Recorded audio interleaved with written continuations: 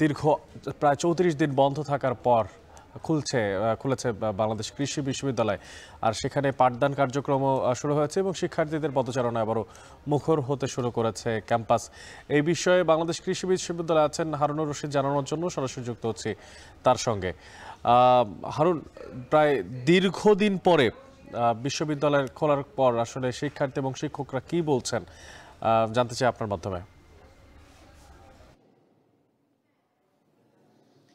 প্রায় ৩৪ দিন পর বাংলাদেশ কৃষি বিশ্ববিদ্যালয় খুলেছে আজ, এবং বিশ্ববিদ্যালয় খোলার কারণে কিন্তু আসলে ঠিক আগের মতোই এখন শিক্ষক শিক্ষার্থীদের পদচারণায় কিন্তু মুখরিত হয়েছে ক্যাম্পাস।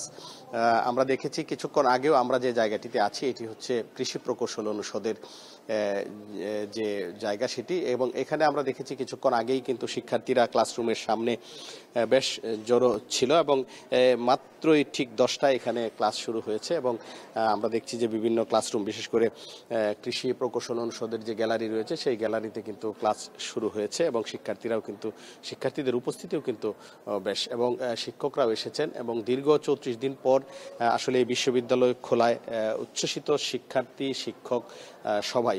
বিশেষ করে এই ৩৪ দিনে কিন্তু শিক্ষা কার্যক্রমের বেশ ক্ষতি হয়েছে, এবং এই ক্ষতি পুষিয়ে নেওয়ার জন্য কিন্তু শিক্ষকরাও চেষ্টা করবেন বলে আমাদেরকে জানিয়েছে। এবং শিক্ষার্থীরা যেটি বলেছেন যে অ্যানিম্যাল হাজবেন্ডারি এবং ভেটেরিনারি সায়েন্স দুটি ফ্যাকাল্টির কম্বাইন্ড ডিগ্রি নিয়ে যে একটি আন্দোলন শুরু হয়েছিল, সেই আন্দোলনের প্রেক্ষিতে পরবর্তীতে উদ্ভূত পরিস্থিতিতে গত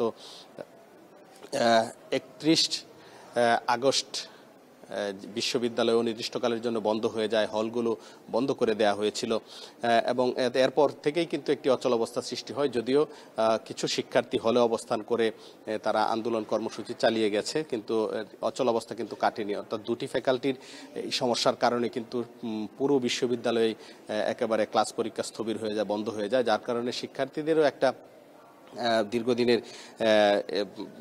দাবি ছিল যে দ্রুত যেন বিশ্ববিদ্যালয় ক্যাম্পাস খুলে দেওয়া হয়, এবং সেটি কিন্তু হয়েছে। এবং এই খুলে দেওয়ার কারণে কিন্তু আজকে যে বিশ্ববিদ্যালয়ে ক্লাস শুরু হয়েছে এতে কিন্তু শিক্ষার্থীরা বেশ উচ্ছ্বসিত, এবং তারা আশা করছেন যে আর কোনো সময় যেন অনাকাঙ্ক্ষিত কোনো পরিস্থিতিতে বিশ্ববিদ্যালয় কখনোই বন্ধ না হয়, ক্লাস পরীক্ষা যেন বন্ধ না হয়, সেই দাবিটি কিন্তু তারা করেছেন।